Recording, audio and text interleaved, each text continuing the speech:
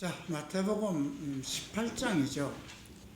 내가 복음서에서 몇 가지 아주 특별하게 좋아하는 곳이 있다면 마태복음 18장. 어떤 맥락에서는 제가 산상수훈보다도 더 좋아하는 그런 내용이기도 합니다. 이 18장 전체를 봤을 때 아까 김병원 목사님이 말씀하신 것처럼 어떤 바리새인적인 그런 교회, 그 다음에 예수님이 꿈꾸는 세계 교회.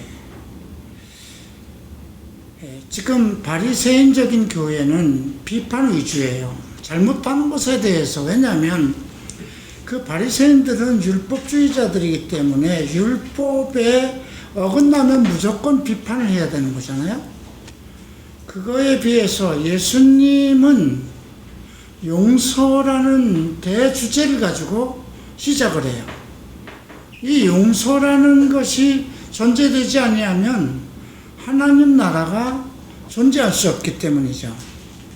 이제 그런 것들이 지금 이 18장에는 전체적으로 이렇게 어우러져 있어요. 그래서 교회가 어떻게 목회를 해야 되는가, 교회의 목회의 대상은 누구인가, 그들을 어떻게 치료해야 되는가, 이런 문제가 그래서 이제 용서라는 것 중에서 70번씩, 7번씩 70번이라도 해야 되겠습니까 하는, 숫자적으로 얘기하면 490번 그 정도로 용서해야 되는 것입니까? 이런 질문까지도 이제 나오죠. 자, 그래서 오늘 지금 정리를 크게 4단락으로 우리 김범수 형사가 잘 정리를 했는데요. 우선 몇 가지 이제 중요한 포인트를 가지고 질문을 하고 서로 디스커션을 했어요. 천국에 들어가는 어린아이라는 내용. 어린아이는 과연 누구냐? 우리가 1절, 2절에서 보면 3절까지는 어린아이라고 4절까지도 어린아이라고 기록이 되어 있는데, 그에 비해서 6절, 7절 또 우리가 10절 그 다음 14절은 작은 자라고 나왔어요. 소자라고도 표현됩니다. 헬라어 자체도 좀 달라요. 예수님 앞에 어린아이를 데리고 나온 것, 그건 실질적인 어린아이예요. 그 다음에 예수님께서 이제 실족에 관한 이야기를 하시면서 어린 자, 소자, 이거는 보편적인 그리스도 안에 들어와 있는 보편적인 성도들 전체를 다 얘기를 합니다. 자, 우리가 목사라고 얘기했을 때 목사는 나름대로 부르심과 충분한 성경에 대한 지혜와 지식과 그 다음 훈련을 통해서 하나님의 이제 맡긴 성도들을 가르치고 이끄는 것이거든요. 그러면 그 자는 어른이냐, 이런 개념을, 그러면 그는 존경받아야 할 존재 어른이냐? 석스미스 목사님은 우리 일반 한국에서의 목사들은 명함에 보면 상당히 위대한 종과 같은 그런 영어 단어를 사용했어요. 근데 청 목사는 그냥 파스터라는 단어를 좋아합니다. 그리고 대외적인 어떤 자기를 알리는 데에는 그냥 나는 성경 교사입니다. 바이블 티처입니다. 이제 그런 맥락에서 이 어린아이를 생각해야 되고요. 자, 그러면 대통령이 우리 교회에 이제 왔다고 하십시다. 그가 예수를 지금 믿었어요. 어느 학자가 예수를 믿었어요. 그러면 그 사람이 사회적으로 지위도 높고 또 어떤 학자가, 교수가 나이가 많아요. 그러면 그 사람이 학식도 많고 나이도 많으니까 어른이냐? 아닙니다. 이 교회의 관점, 그리스도의 복음의 관점에서는 어린아이입니다. 그래서 우리가 이것을 볼 때 아까 우리가 마태복음 8장인가요? 산상수훈이 아니라 오병이어에서 안드레 앞으로 어린 아이가 떡 5개를 가져왔어요. 그죠? 이제 그 질문이 이제 마가복음에서 나오는 건데요. 자, 떡 5덩이로 5,000명을 먹였을 때 몇 광줄이냐 했을 때 10들입니다. 그러면 떡 7개로 4,000명을 먹였을 때 몇 광줄이냐 했을 때 7입니다. 이렇게 대답을 했어요. 근데 그 질문 가운데서 예수님께서는 너희가 아직도 모르느냐 그랬거든요. 그거에 대답을 하지 않고 너희가 아직도 모르느냐. 그게 이제 강을 건너가면서, 호수를 건너가면서 바리새인의 누룩을 조심해라, 그 말씀을 한 것을 제자들이 깨닫지 못하고 자기들이 떡을 준비하지 못한 것 때문에 이 말씀을 하셨구나 하고 혼란스러워할 때 그 말씀하신 거거든요. 떡 5덩어리로 12명, 광줄이죠. 광줄이가 아니고 바구니예요. 그리고 떡 7개로 7광줄이에요. 너희가 아직도 깨닫지 못하느냐 하고 대답이 없죠. 이거는 우리에게 내어준 숙제입니다. 떡 5덩어리로 12바구니를 남긴 것은 이스라엘 속에서 일어난 이적입니다. 이스라엘은 안드레 앞에 떡 5덩어리를 가지고 나온 소년처럼 그들이 아무리 바리새인이고 종교 지도자이고 높다 하더라도 사도들 앞으로 나와야 된다는 겁니다. 겸손해지고 낮아져. 왜? 예수 그리스도께서 그 복음을 사도들에게 맡겼어요. 그 사도들에게 맡겼다는 것은 교회에게 맡겼다는 거거든요. 이제 지금까지 그들이 가지고 있었던 그 지위와 권세와 그 종교적인 그거는 다 무효라는 겁니다. 그러니까 이스라엘 지도자들이 예수를 죽일 수밖에 없는 것은 그거를 빼앗기고 싶지 않아, 종교권, 자기들의 위치를 빼앗기고 싶지 않았기 때문이에요. 12바구니라는 것 속에서 우리가 그것은 이스라엘의 이제 섭리에 해당되는 거잖아요. 1년이 12달이고, 하루가 낮이 12시간, 밤이 12시간인 것처럼 이스라엘 백성들은 하나님의 섭리 가운데 모두 어린이와 같은 순수한 마음으로 교회 앞에, 사도 앞에, 예수 앞에 나와야 부흥이 일어나는 겁니다. 복음의 부흥이. 칠병이어는 왜 다를까요? 칠병이어는 떡을 누가 준비했나요? 사도들이 준비를 했어요. 너희에게 떡이 몇 개 있느냐 하니까 사도들이 7개 있습니다 하고 가져 나갔어요. 그걸로 4,000명 먹었거든요. 근데 주님이 너희들이 그 4,000명을 먹이고 몇 광줄이 남았느냐? 이스라엘은 바구니고 지금 이방인들 그 4,000명을 먹인 것에서는 광줄이에요. 이 광줄이와 바구니가 다릅니다. 바구니는 이스라엘 백성들이 어디 잠깐 이웃에 다니고 그 근교에 다닐 때 가지고 다니는 도시락 바구니 같은 거였어요. 광주리는 바울이 정말 그 유대인들에게 쫓겨나서 성에서 달아맬 때 광주리를 타고 내려왔거든요. 그러니까 이방인들이 여행을 할 땐 거기에 이불도 여러 가지 다 장거리 여행을 해야 되기 때문에 광주리를 들쳐매고 다니거든요. 그래서 아까 얘기했던 떡 5덩이로 5,000명을 먹일 때 몇 바구니 남았냐? 떡 7개로 4,000명을 먹을 때 몇 광줄이 남았느냐? 그건 거기에 숨겨져 있는 거예요. 떡 5덩어리는 이스라엘의 그리스도 안에서 복음이 되어야 되는 그 원칙은 교회 앞에 무릎 꿇는 겁니다. 사도들 앞에 사도들 권위를 인정하고 받아들이는 것입니다. 그래서 초대교회 때는 결국 그게 일어나지 않았습니까? 그러면 이방인에게는 어떻게 될까요? 이방인에게는 하나님에게 부름을 받고 세운 그 사도가 완전해야 돼요. 이방인들은 많은 그 우상을 섬기고 있기 때문에 논리도 다 달라요. 이론도 다 달라요. 우리가 사도행전에서 보면 바울이 어느 아데네 가서 설교를 할 때 보니까는 정말 이름이 없는 신도 있도다 할 정도였잖아요. 그리고 그 헬라 철학을 보면 그들이 연구했던 모든 학문과 철학들은 뭐 너무나 방대한 거예요.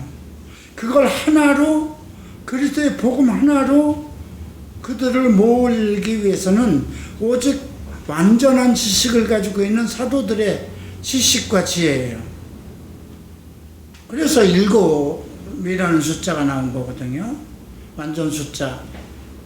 근데 오늘 그 말씀을 이 마태복음 18장에서 연관해서 그 설명하는 것은 이 어린아이가 누구냐 했을 때 앞에서 예수님 앞에 데리고 나오는 어린아이는 그냥 어린아이지만 뒤에서 소개되는 소자, 어린 자는 그냥 성도들이에요.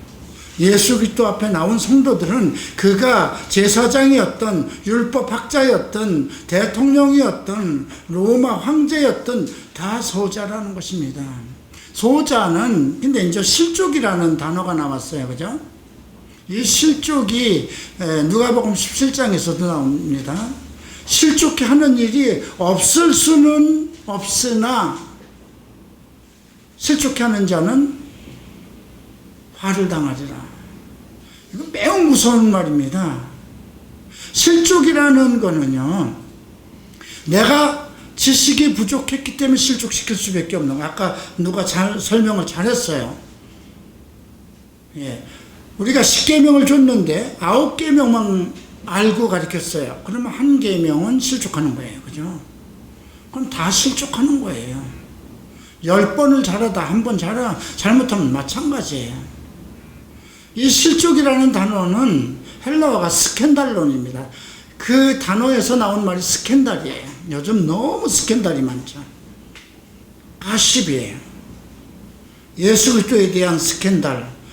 뭐 예수가 뭐 동정녀 마리아에서 나온 것이 아니라 뭐 이상한 루머들, 이게 다 사람을 실족시키게 하는 거거든요. 루머들이. 근데 이 실족이라는 단어를 언급하면서 누구든지 나를 믿는 이라는 게 전제가 됐어요. 누구든지 대통령이든 학자든 동성애자든 거렁뱅이든 누구든지 나를 믿는 이 작은 자, 전제가 돼 있잖아요. 이게 작은 자가 누구냐? 나를 믿는 자는 다 작은 자라는 거예요. 그죠? 여기서부터 출발하는 거예요, 복음은. 그래서 하나를 실족해 하면 연자 맷돌 걸머지고, 누가복음에선 실족해 하는 일이 없을 수 없으나 실족해 하는 자는 화를 당하라. 근데 이게 그만큼 무서운 거예요. 그만큼 완전하라는 거예요. 예수님이 그 사도들에게 너희들이 율법 서기관들보다 온전치 못하면 천국에 못 들어간다고 그랬어요. 왜냐하면 그 서기관들은 거의 완벽주의자들이에요. 그러니까 서기관보다 의로울 수가 없어요.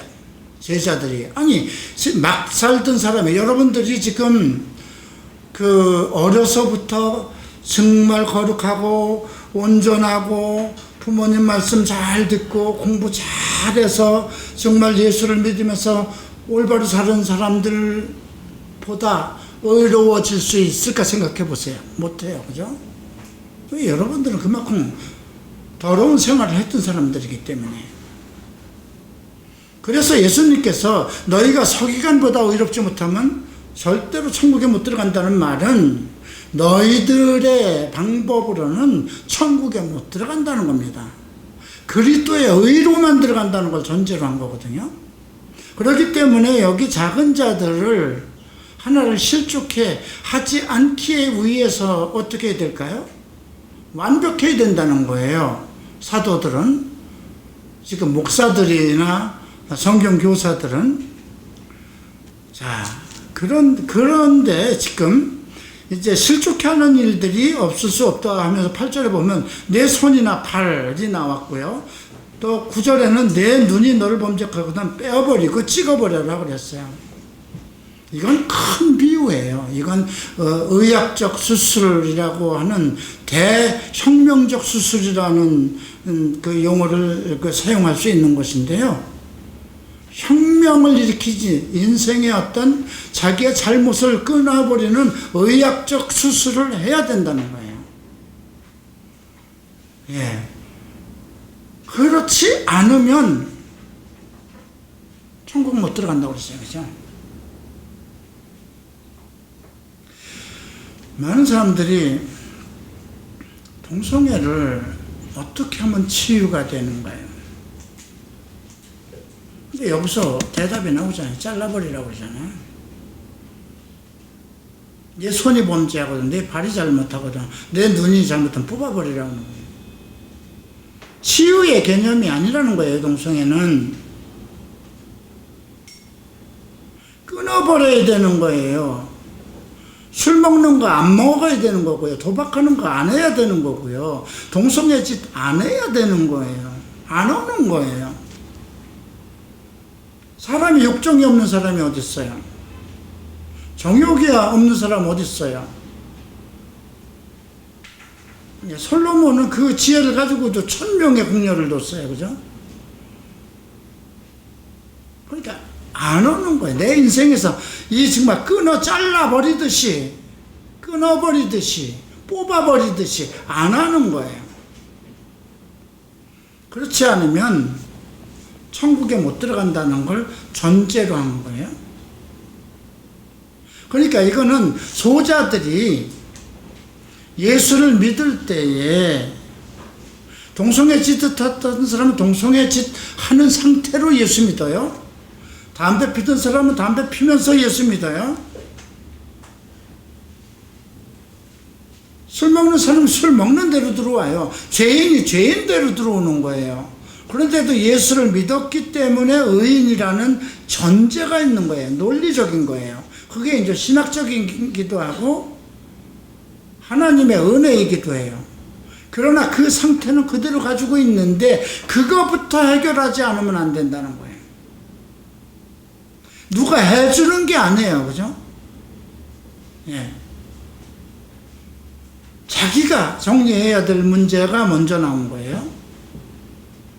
그 다음에 이제 10절부터는 삼가 이 작은 중에 하나도 없인 여기지 말라가 전제가 되었어요. 너희에게 말하노니 그들의 천사들이 하늘에 계신 내 아버지의 얼굴을 항상 본다. 유대인들은 각 사람마다 천사가 있다고 그런 개념을 가지고 있어요. 예, 지금 우리로서는 그럼 내 천사도 있을까 하는, 근데 내 천사가 지정되어 있는 것이 아니라 내가 어떠한 하나님의 도움을 필요로 할 때 하나님은 내 이웃을 통해서 천사를 보낼 수도 있고 천사가 되게 할 수도 있고요. 그죠? 길을 가던 사람을 통해서도 천사가 되게 할 수도 있어요. 근데 이 작은 자 중 하나, 왜? 작은 자는 예수 그리스도를 믿는 자이기 때문에 이미 무엇이 된 거예요? 의인이 되었어요. 의인이 되었음에도 불구하고 7절, 8절, 9절처럼 끊어내지 않으면 천국에 못 들어가는 인간의 속성들을 다 가지고 있는 거예요. 그래서 소자들이 이 문제를 먼저 이거는 자기가 해야 되는 거예요. 그래서 우리가 마태복음 18장에 주님께서 하신 말씀이 있죠. 내가 분부한 모든 것을 가르쳐 지키게 하라. 지키게 하라는 거예요. 성경에 기록되어 있는 말씀을 가르쳐서 지키게 하라는 거죠. 음행하지 말라 했으니까 하지 말라, 지켜야 된다는 거예요. 동성애하지 말라 기록되어 있으니까 그렇게 가르치고 그걸 지키게 한다는 거죠. 내가 지킬 마음을 가지고 의지를 가지고 투쟁을 하고 인내를 하고 절제를 하면 어떻게 된다는 거예요? 믿을 때 우리 안에 주신 성령이 그분은 돕는 거잖아요, 성령이. 하지만 내가 의지를 가지고 내가 행할 때 돕는 것이지. 예, 그 전제가, 그래서 죄의 문제, 소자가 해결해야 될 문제, 하나님을 믿는 자가 해결해야 될 문제가 전제가 되어 있어요. 그리고 나서 지금 12절부터 양 100마리를 언급하고 있어요. 한 마리를 잃었으면 그 길 잃은 양을 찾아야 되지 않느냐? 예수님께서는 늘 나는 이스라엘의 길 잃어버린 양들을 찾으러 왔다 이렇게 말씀하셨고, 제자들에게도 이방인에게도 가지 말고 사마리아도 가지 말고 길 잃어버린 이스라엘의 양들에게 가라 이렇게 말씀하셨어요. 이 말씀에 대한 의미는 우리가 이제 이 100마리 속에서 생각해야 되는데요. 왜 100마리 중에서 하나 정도 포기하지 말아야 되는가? 100마리는 처음부터 하나님의 것이었기 때문에, 처음부터 하나님의 것이었기 때문에, 하나님이 결정한 사람들이기 때문에, 100마리가 사람의 것이 아니고 이 주인의 것이잖아요. 그죠? 그래서 버릴 권세도 주인에게 있고, 예. 그러니까 주인의 것이기 때문에 하나라도 이루어져서는 안 된다는 거예요. 원래 그렇게 계획되어 있다는 거예요.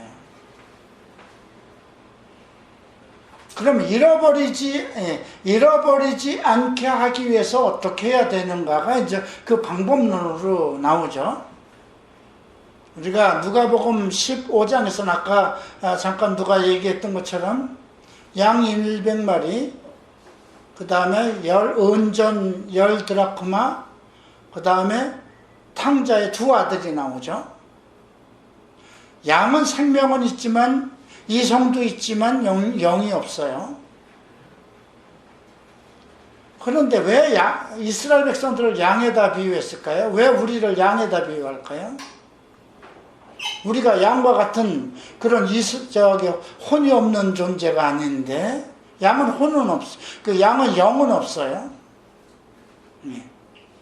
원래 이스라엘 백성들을 나는 길 잃어버린 이스라엘 양들을 찾으러 왔다고 그랬거든요. 그들이 영혼이 있지만 그 영혼이 하나님을 향하지 못하고 있고 하나님의 진리를 만나지 못하고 있었기 때문에, 종교의 습성에 빠져 있기 때문에 결국은 그들은 진리 가운데로 들어오지 못했기 때문에 잃어버린 자라는 거예요. 자, 그리고 이제 100마리가 나왔고요. 99마리를 찾으면 9마리보다 이것을 더 기뻐하리라. 한 마리라도 잃어서는 안 된다는 게 전제가 된 거고요. 그 다음에 이와 같이 이 작은 자 중에 하나라도 잃는 것은 킹제임스 성경은 망하는 것이라고 되어 있어요. 예수를 믿어서 그 사람은 온전케 되기 위해서 예수 믿은 거잖아요. 성경을 주신 것은 사람을 온전케 하기 위한 것이고, 교회를 세워서 사역자들을 세운 것은 온전케 하기, 사람을 믿는 자들을, 하나님의 사람들을 온전케 하기 위한 것이잖아요. 그런데 예수를 믿은 자들을 온전케 하는 것이 교회에다 맡긴 거잖아요. 그죠? 하나님의 양들을. 그런데 그들을 온전케 하지 못한 책임은 누가 있는 거예요? 교회가 있다는 거예요. 아까 네 손이 잘못하면 실족하면 왼손이 싫으면 잘라버려라. 오른발이 잘못하면 잘라버려라. 눈이 잘못하면 찍어버려라. 분명하게 가르쳐야 된다는 거예요. 성경에 있는 말씀을. 자, 그래서 14절에 이 작은 자 중에 하나라도 잃는 것은 하늘에 계신 너희 아버지의 뜻이 아니라는 거죠. 이건 완벽해야 된다는 거예요. 하나님의 것이기 때문에 예수 안에 있는 자들은 다 천국에 들어가야 된다는 거예요. 그래서 대환란 동안에도 하나님은 남겨두셨어요. 그죠? 그들이 666이라는 거기서는 그냥 하나님께서 666 표를 받는 짐승의 표를 받는 자는 지옥에 개나 지옥에 던지온다는 그 말 한마디만 믿고 666 표를 안 받으면 그들은 다 천년왕국으로 들어오는 거예요. 지금처럼 복잡하지가 않아요. 이미 그들은 진리 가운데 살지 못하고 진리의 말씀을 따라서 살지 못하고 불의한 행실을 하면서 예수를 믿어왔기 때문에 글로 들어올 수밖에 없었던 거예요. 그러면 대환란이 되고 나면 그들은 얼마나 회개할까요? 천국에 못 기회가 없잖아요. 회개해도 소용이 없는 거잖아요. 거기서는 내가 이 동성애 짓 해결하지 못해서 술 끊지 못해서 음행 끊지 못해서 예수보다 더 돈을 좋아해서 결국은 나는 들림을 받지 못했구나. 천사장의 나팔 소리를 듣지 못하였구나. 그때는 때늦은 거예요. 그죠? 자, 그러면 어떻게 해야 될까요? 성경을 다시 볼 거잖아요. 그죠? 666 그 짐승의 표를 받지 않은 걸로 순교당할 것이다.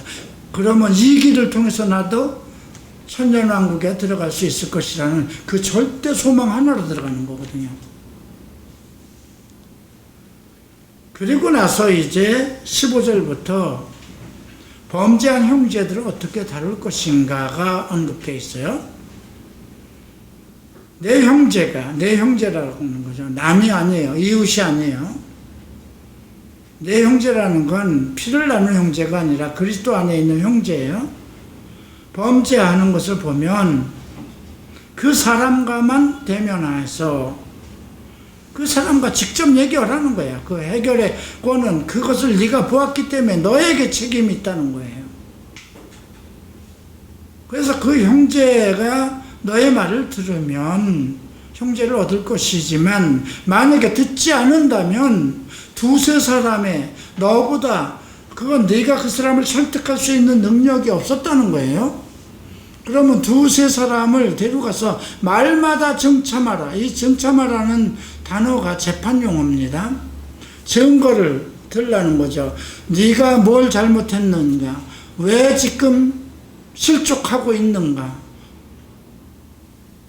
왜 범죄를 왜 아직까지 술을 못 끊고 있는가? 왜 아직까지 동성애 짓을 하고 있는가? 그 결과가 어떻게 될 것인가? 성경을 펴놓고 다시 일일이 확증시키라는 거예요. 그래도 듣지 않아요. 그럼 교회의 말하고 교회의 말도 듣지 않는다면 그냥 내버려라. 세리와 같이 여겨라.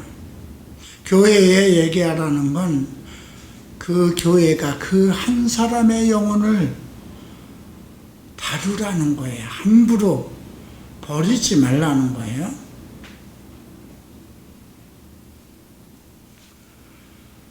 자, 그렇게 하고 난 후에 이제 기도에 대해서 중요한 말은 18절이죠. 무엇이든지 너희가 땅에서 매면 하늘에서도 매일 것이요 무엇이든지 땅에서 풀면 하늘에서도 풀리라. 이거 제자들에게 주신 권세이고 교회에 주신 권세예요. 너희 중에 두 사람이 땅에서 합심하여 무엇이든지 구하면 하늘에 계신 내 아버지께서 그들을 위하여 이루게 하시리라. 두 사람이라고 했어요. 합심하여 그 문제. 앞에서는 개개인으로 이렇게 했었는데 그게 안 됐지만 교회에서 이제 그걸 맡기로 했는데 그 사람이 버려지지 않게 하기 위해서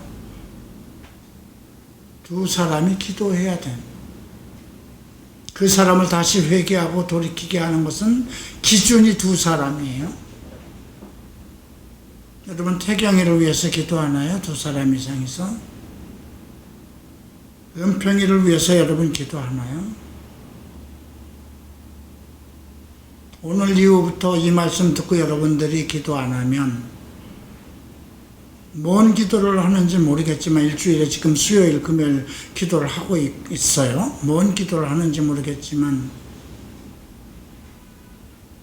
오늘은 이 문제예요. 두 사람이서 기도하라고 그랬죠. 그러면 아버지께서 그들을 위하여 이루게 하신다고 그랬는데 20절에서는 두세 사람이라고 그랬어요. 내 이름으로 모인 곳에는 나도 그들 중에 있다. 두 사람이 안 되면 두세 사람이 세 사람이 살아가는 거예요. 세 사람이 안 되면 네 사람, 네 사람이 안 되면 다섯 사람, 다섯 사람이 안 되면 기본 단위에 한 사람의 구원을 위한 기도는 두 사람이 기본이에요. 기준이에요. 그 다음에 전제되어야 될 것이 21절부터 나오죠. 용서예요. 그게 이제 궁금했던 거야. 아니 그러면 내 형제가 죄를 지으면 몇 번까지 70번까지 7번까지만 해주면 될까요? 이제 베드로가 완전 숫자를 가지고 얘기했어요. 70번씩 7번이라도 490번이라도 용서는 수리적인 것이 아니라는 거예요. 우리가 그래서 이 부분을 볼 땐 누가복음 17장을 같이 봐야 돼요. 용서는 수리적인 것이 아니라는 거죠. 회개했다면 용서해야 되는 것. 형제가 범죄하면 경계하고 너 그거 죄야 하고 죄에 대해서 그 형제의 죄에 대해서 언급해야 되는 거예요. 그리고 회개하면 용서하라. 이거는 주님의 명령이기 때문에 순종하라는 거죠. 그러니까 그래서 그 누가복음 17장의 그 문제, 용서는 수리적인 것이 아니라 겨자씨만한 믿음이 17장에서 누가복음 17장에서 나와요. 뽕나무를 들어서 바다에 던지우리라 하면 그 뿌리가 깊고 넓게 퍼져 있는 뽕나무라도 너희가 겨자씨만한 눈에 보이지 않는 작은 믿음의 요소만 있다면 가능하다는 거죠. 그리고 이제 예화가 나왔어요. 빚진 달란트에 대해서 1만 달란트를 빚진 사람이 있는데 그를 용서해 줬어요. 그런데 그 사람은 돌아가서 100데나리온 아주 적은 그걸 가지고 자기 동반을 옥에다 가두고 용서하지 않았어요. 그렇게 비유했어요. 너는 죄가 태산 같은데 다른 사람의 문제를 가지고는 네가 엄격하게 다루는 그 문제를 다루는 거죠.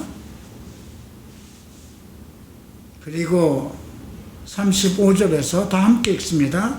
너희가 각각 마음으로 형제를 용서하지 아니하면 나의 하늘의 아버지께서도 너희에게 이와 같이 하시리라. 마음으로 형제를 용서, 말로만 나 용서했어, 됐어, 없던 걸로 해.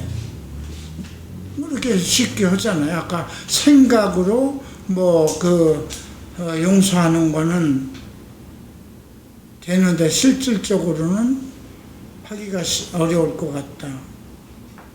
용서는 내가 생각하고 말 거가 없는 거예요. 주의 명령이라는 거예요. 순종해야 된다는 것이요. 그런데 어느 때 용서해 줘야 될 것인가?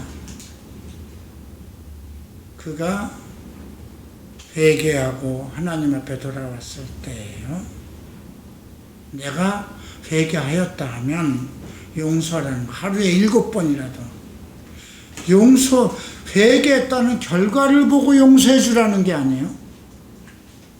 내 마음이 잘못한 것을 내가 느꼈고 하나님 앞에 회개했다 하면 그 죄를 용서라는 거. 7번이라도 하루에 7번이라도 네가 다시는 그런 죄를 안 지을지 그거를 내가 좀 더 보고 지켜보고 용서해 주겠다는 게 아니에요. 왜 그럴까요? 회개는 하나님 앞에 하는 것이니까. 그러고도 또 죄를 지을 수 있어요. 그러고도 회개하면 의인이에요. 일단은. 그래서 계속해서 그렇게 회개하고 죄 짓고 그렇게 되지 않기 위해서 제일 먼저 해야 되는 것은 내 손이라는 건 뭐예요? 일하는 과정이죠. 내 발이 삶의 행로예요. 내 눈이 내가 바라는 목표예요. 내 인생 속에서 잘못하는 거 잘라버려요. 너를 넘어뜨리게 하는 것, 실족시키게 하는 것 잘라버려야 된다는 거예요. 그런데 그걸 잘라버린다는 것이 제일 먼저 나를 믿는 자들이 이 작은 자 중 하나를 실족케 하면 교회의 책임이에요. 목회자의 책임이라는 거예요. 그를 안 가르쳐서 동성애에 대한 건 뭐 가르치지도 않았고 동성애 짓 하면 하나님 나라에 못 들어간다는 건 난 듣지도 못했고 그 교회가 실족시킨 거잖아요. 안 가르쳤으니까. 그죠? 그렇게 예수를 믿은 것은 하나님의 부르심 때문에 창세 전에 주께서 나를 택하셨기 때문에 내가 예수를 믿은 건데, 그래서 회개를 통해서 의인이 되었는데, 내가 어린 자이기 때문에 아직 하나님의 말씀을 충실히 배우지 못했기 때문에 실족할 수밖에 없다는 거예요. 그래서 실족의 단계는 하나하나 자기 인생에서 끊어내야 되는 거예요. 죄의 목록들은. 자, 이렇게 해서 오늘 마태복음 18장을 살펴봤습니다. 이 문제들은 여러분들에게 직접 해당되는 문제들이기 때문에 오늘 용서에 관한 것, 죄는 내가 성경의 명령대로 내가 짓지 말아야 되는 것이구나, 끊어내야 되는 것이구나, 잘라버려야 되는 것이구나. 그런데 우리 중에 죄를 지으면 권고하고 책망하고 교회가 나서서 그 문제를 같이 권고하고 책망하고 그리고 용서를 전제로 해야 된다는 거예요. 진정한 마음으로. 여러분들, 그래서 저는 이게 여기서 세리의 말도 듣지 않으면, 그럼 여러분들이 이제 한 가지 질문이 있을 수 있어요. 태경이가 그럼 70번씩 7번, 490번 정도 우리에게 잘못했나요? 아니요. 그러지 않았어요. 그러나 나는 이미 그에게 회개하고 돌아올 기회를 줬어요. 내가 진심으로 회개하고 이제 그런 것들이 계속 그게 7번이 넘었어요. 똑같은 문제로. 이제 마지막에는 코로나 문제로 엄중한 때에 나간 것을 알고 바로 돌아오라고 1시간 이상의 시간을 줬는데도 돌아오지 않고 결국 그랬기 때문에 돌아오면 안 되기 때문에 그죠? 그래서 내보냈어요. 그죠? 근데 우리가 생각할 때 나는 그 형제보다 나은가 태경이보다 나은가 생각해 봐야 돼요. 예, 간음의 문제는 마음과 음행의 문제도 마음에서 일어나는 거죠.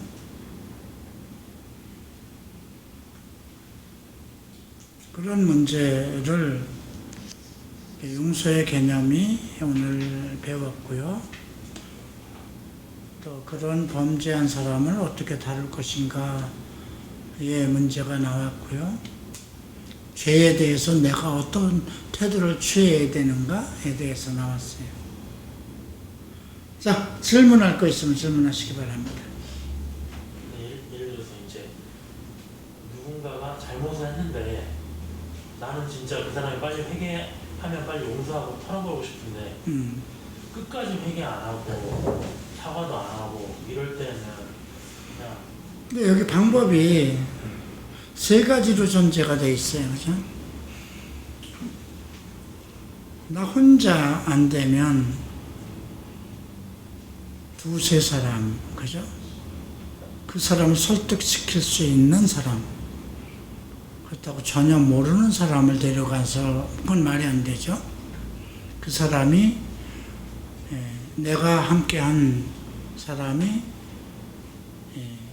인증할 수 있는 그 정도의 위치에 있는 사람 같이 가서 그 문제를 놓고 다뤄야 될 것이고요. 그 다음에 교회가 함께 기도해야 될 거예요. 그러니까 교회의 말하고 교회의 말도 듣지 않으면 세리처럼 여겨라. 그 말은 밑에 있는 것을 품는 것이 전제된 거예요. 두 사람이 기도하고 교회에게 그것을 풀 수 있는 권세를 줬기 때문에 그래서 두 사람이 그 문제를 놓고 기도하고 그 사람을 놓고 기도하고 또 두세 사람이 기도하고 그렇게 해서 돌아올 수 있고 회개할 수 있도록 길을 여는 거죠. 네. 또 질문 있나요? 기도하고 마치겠습니다.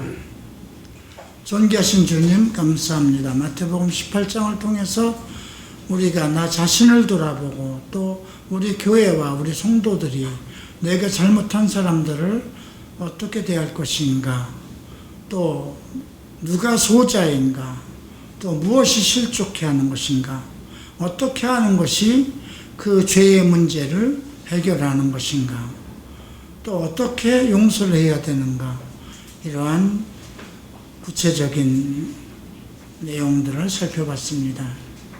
이러한 말씀의 진리를 따라서 우리 믿음 생활이 실천되게 하소서.